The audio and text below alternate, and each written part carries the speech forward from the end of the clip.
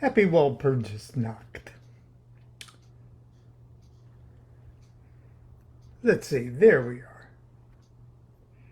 Now this is a painting, one of by Aleister Crowley, and it's sort of the frontispiece to his hymn to Pan, his ecstatic hymn to Pan, and it's entitled May Morn. So we'll talk about this a little bit more tomorrow.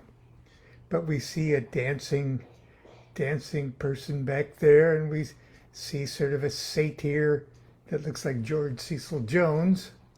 And then we've got a witch that has actually probably hung herself there symbolically. And it's one of Crowley's most colorful paintings. And kind of the artist represents the dawn following the witch's rout. The witch is hanged, and the satyr joyfully looks out from behind the tree. In the background, all is spring. And the nymph dances joyfully to the piping of the shepherd. The picture is symbolical of the new aeon. From the blasted stump of dogma, the poisonous oak of original sin is hanged. The hag with dyed bloody hair, Christianity, the glyph thus commemorating the sa vie horizontale et sa mort verticale. My French is flawless. Okay, I'll read more about that one tomorrow, because tomorrow is May Morn. And it's sort of like on the Tree of Life, you can't discuss the death card without discussing the temperance, or the art card. You can't discuss the art card without, you know what I mean. Okay. Now, it's also almost Beltane. Walpurgis Nacht. Now, Walpurgis Nacht is not anti, but anti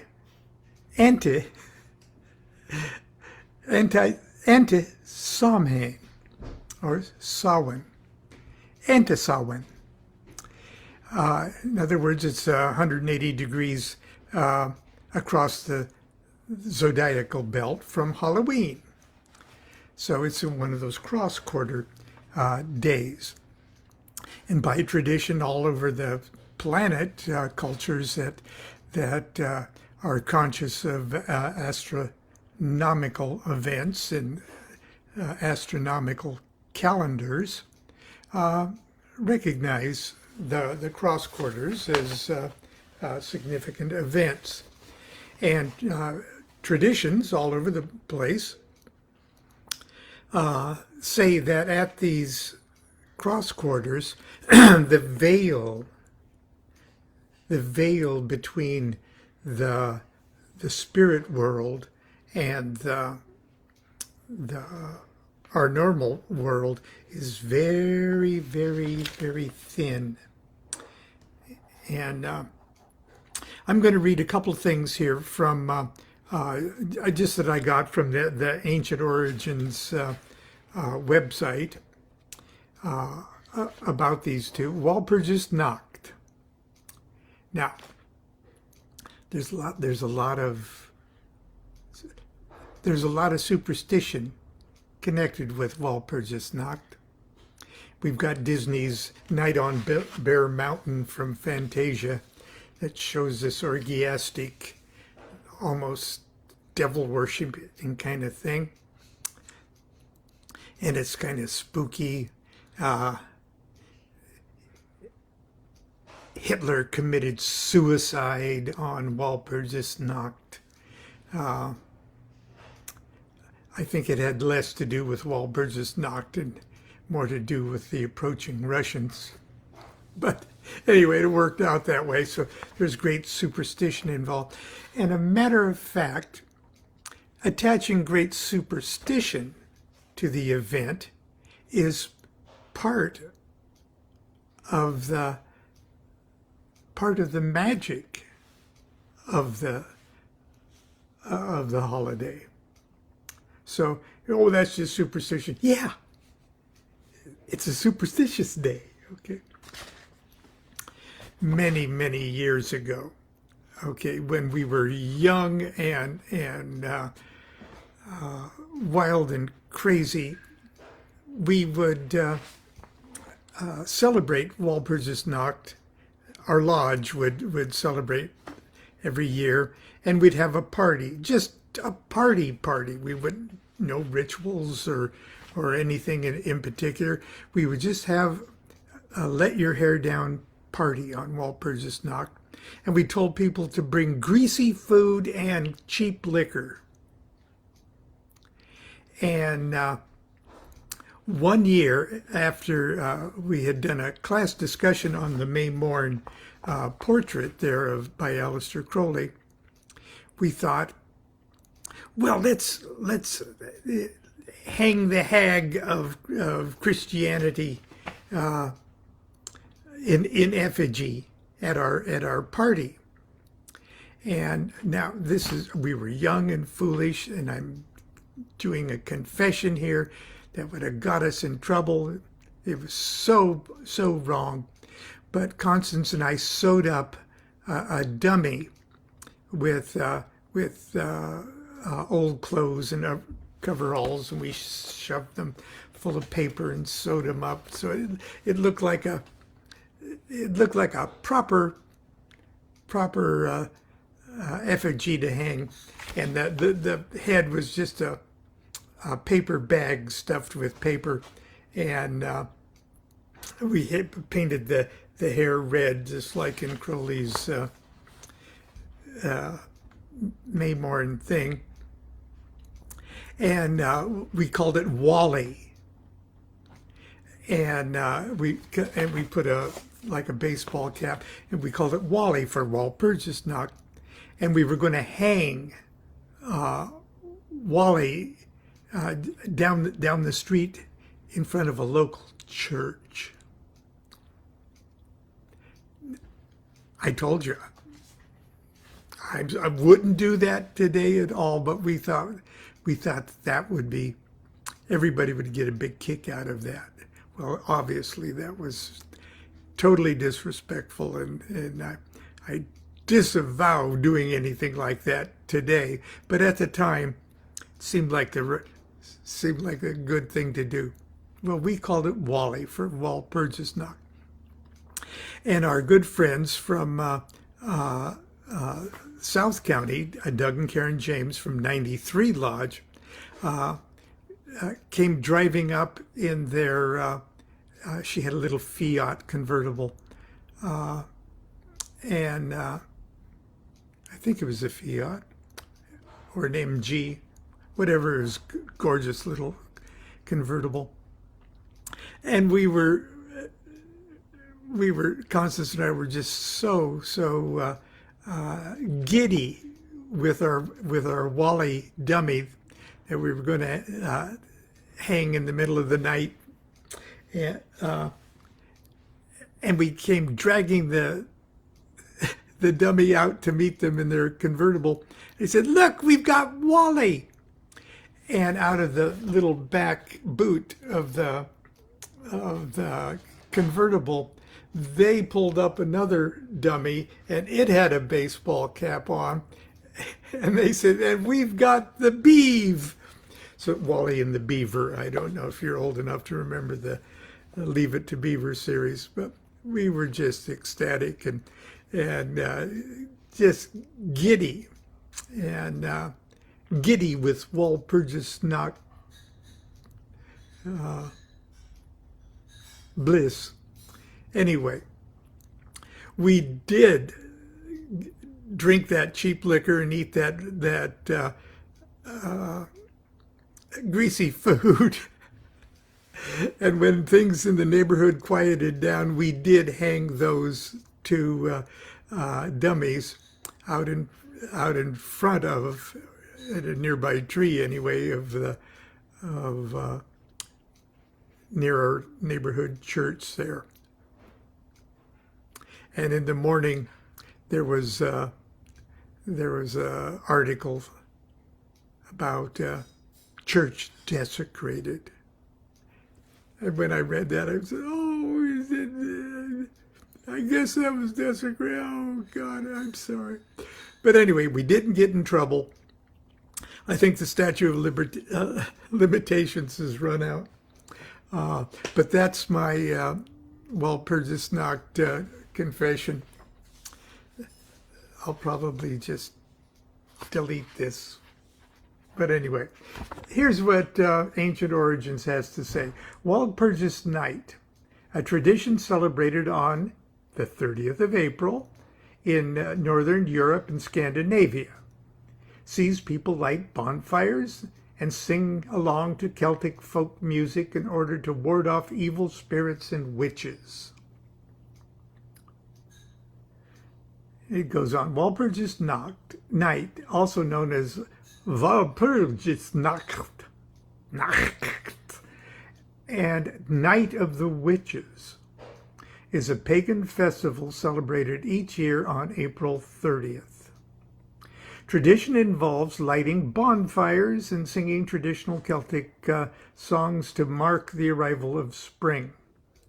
Local variants of Walpurgis Nacht are observed throughout Northern and Central Europe in such countries as the Netherlands, Germany, Czech Republic, Sweden, Finland, Estonia, and Austria. The origins of the ritual date back to pagan celebrations of fertility rites and the coming of spring. Traditionally speaking, the celebration is a night to pay tribute to the 8th century Saint Walpurga. Walpurga was an English-born nun who traveled to Germany to perform missionary work under her uncle, Saint Boniface. She's been praised by Christians for successfully warding off pests, illness, and witchcraft. Walpurga is traditionally associated with the 1st of May. Okay, now Walpurga herself is associated with May Day because of a medieval account of her being canonized on that date in 870 AD. Walpurgis Night is celebrated on the eve of the Christian feast of Saint Walpurga. Local variants of Walpurgis Nacht are observed throughout Northern and Central Europe in the Netherlands, Germany, Czech Republic, Slovakia, Slovenia, Sweden, Lithuania, Finland, Estonia, and Austria. In Austria, hundreds gathered. It's a wonderful festival of dance, music, witches, magicians, and good food. That's kind of how it's celebrated today. Okay. Also in another article, because it's Beltane time, and we're seeing all sorts of Beltane things and Beltane gatherings, pagan gatherings all over the place.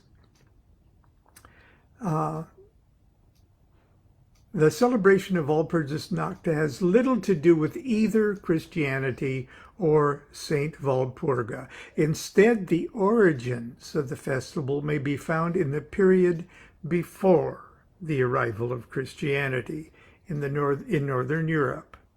Festival falls during the period when spring arrived, and the pagans conducted rituals to welcome spring and ensure the fertility of the land. It's just this astrological thing. Okay, witches and Walpurgis Nacht. For some reason, Walpurgis Nacht is also associated with witches. In Germany, folklore, for instance, it is said that witches from all over the land would gather for a great Sabbath on top of the Brockensberg, the highest peak in the Harz mountain range. This notion was first recorded during the 17th century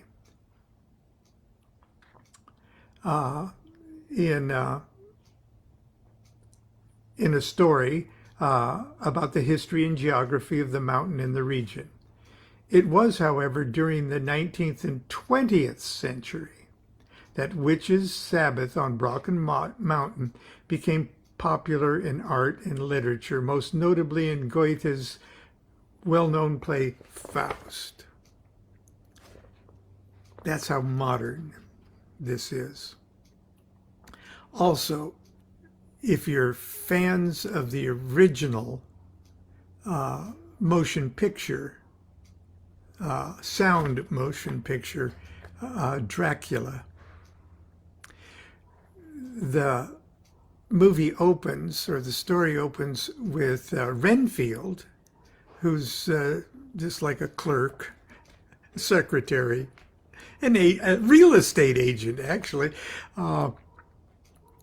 being in a carriage, bouncing around, riding in a carriage through the mountainous area of Transylvania, and it's all atmospheric and German expressionistic kind of beautiful use of black and white. And he's got sort of a somber-looking coach driver, and they pull up to an inn, and he orders. He says, "This is as far as we go."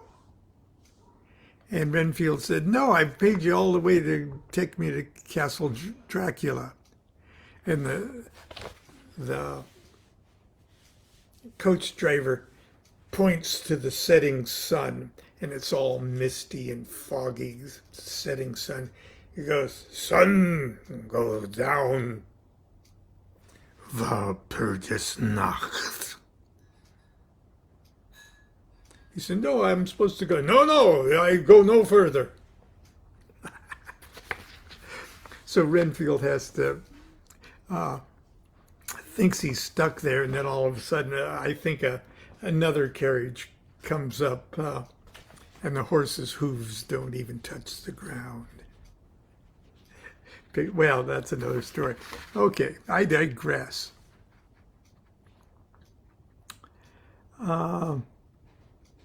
Walpurgis Nacht traditions. In line with the belief that Walpurgis Nacht is the night when witches and other evil entities were roaming freely around the land, certain practices were developed to keep them at bay.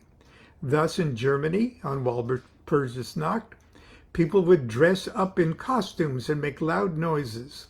Additionally, to ward off these malevolent forces, people would also hang blessed sprigs of foliage from houses or barns, or leave offerings of bread and butter and honey.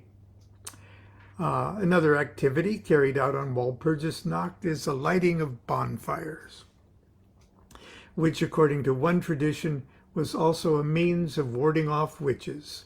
Another tradition states that the lighting of bonfires dates back to pre-Christian times. Duh! During that period, the pagan Germans would leave their livestock to graze around the spring equinox. In order to scare away wild animals, they would light bonfires, dance around them to make much noise. When Christianity arrived, the bishops found that these activities were a little too pagan. Instead of banning it, however, the bishops decided to shift it to Walpurgis Night so that it could be associated with the Christian saint. Saint Walpurga was never associated with Scandinavia, and Walpurgis Night originated in Germany, where she served as abbess for about half her life. Nevertheless, this festival spread up to the north and is today celebrated in such countries as Sweden, Finland. Moreover, Walpurgis Night is an important holiday in these countries. Okay, that's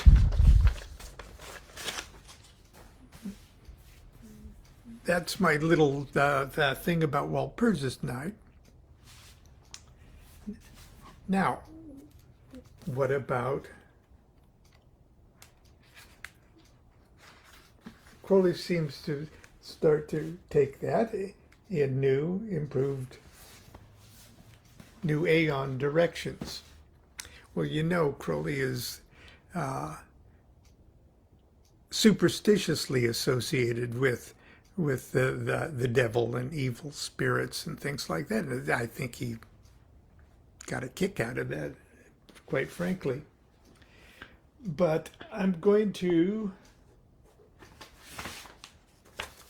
show you something if I can find it.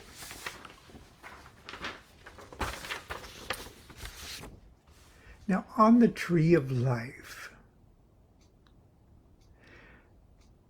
if you are moving in your initiatory career from 10 to 9, okay, there's one path that leads there. Okay, that's the universe path. But to go from 9 to 8, you need to simultaneously go the path of the sun, but you have to drag that 10ness that has been dragged up into the 9, you drag the 10ness of it all, of your thing, up that path there along the side, path 31. So it's like in order to get from, when you're in 9, you also have in your caboose, you've got 10, and your 10ness was sucked up that path 32. And when you go from 9, which also contains 10, to 8, your 9ness goes up that path 30, but your 10ness goes up path 31. Okay, see that? Okay. Then go from 8 to 7. But anyway, for you to get to number 6, you're going to have to simultaneously go up that middle, that arrow, and you're going to have to go up those two sides too. Your 8ness goes up the path of the devil to the path of the sun. Your 7ness goes up the death path, okay, and your 9ness goes up the, okay, it's like a flavor straw. It's like a novelty flavor straw. The singularity of Godhead up here in number 10 is like sucking you all up the tree of life.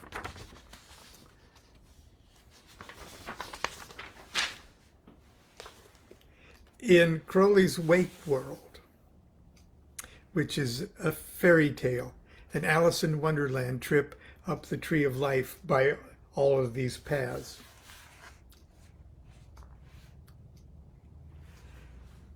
At that path of the devil, Crowley ventures into Walpurgis Night. I was telling you how we started from the Green Palace, that's number 7. There are 3 passages that lead to the treasure house of gold, that's number 6. And all of them very dreadful. One is called the Terror by Night. Okay, that's death. And another, the Arrow by Day. That's temperance or Tifereth. Temperance or art card. The third has a name that people are afraid to hear. So I won't say. But in the first we came to a mighty throne of gray. Oh, this is the terror by night, excuse me. I had that wrong. The terror by night is the devil. The arrow by day is temperance. And the third name that people are afraid to say is death. Those three guys. Devil, death, and the arrow by day. And it's kind of interesting, while I'm digressing, the devil is an oyen, and the death is nun, the Hebrew letter oyen and nun, O-N. And O-N is another name for the sun, especially in kind of Egyptian tradition. And so O-N is sort of the, or no, if you want to look at it that way, is sort of like the doorway to the sun. And that's kind of an easy way to remember that. Have I confused you enough?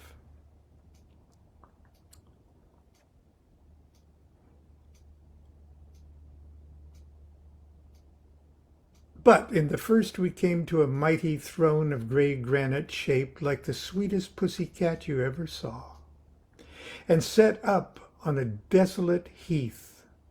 It was midnight, and the devil came down and sat in the midst. But my fairy prince whispered, "Hush, it's a great secret, but his name is Yeshua, and he is Savior of the world." I always read that. I read this every other week.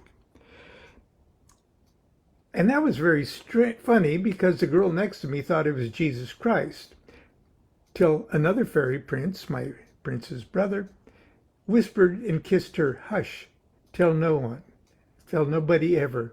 It is Satan, and he is the Savior of the world." And we were a very great company. I can't tell you all the strange things we said and did, or the song we sang as we danced face outwards in a great circle, ever closing in on the devil on the throne. But whenever I saw a toad or a bat or some horrid insect, my fairy prince always whispered, "It is the Savior of the world."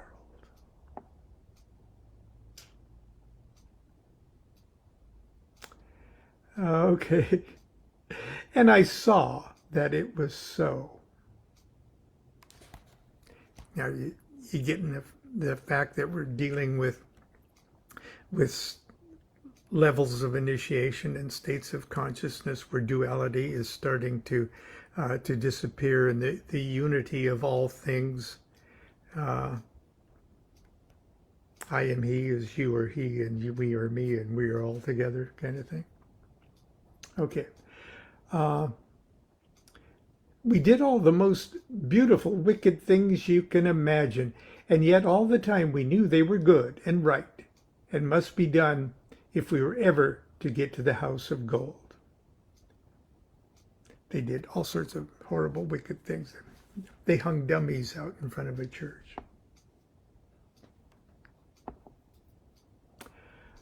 So we enjoyed ourselves very much and ate the most extraordinary supper you can think of.